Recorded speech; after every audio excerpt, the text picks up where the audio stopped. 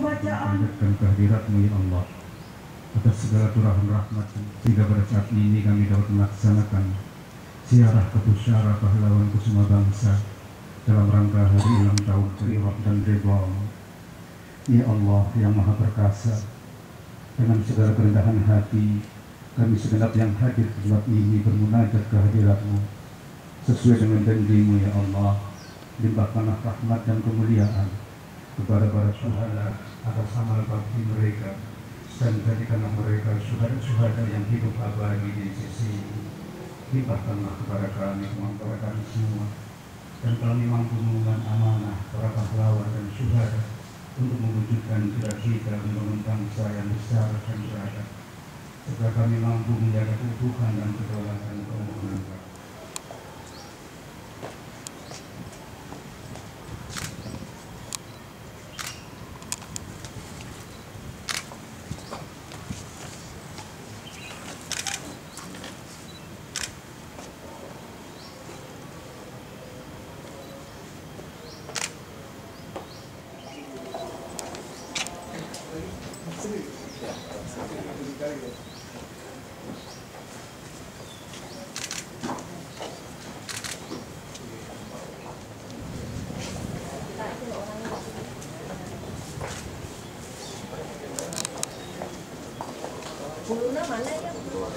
Pada dia ya, pada dia.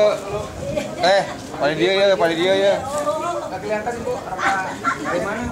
Pada dia ya. Ah, itu ada.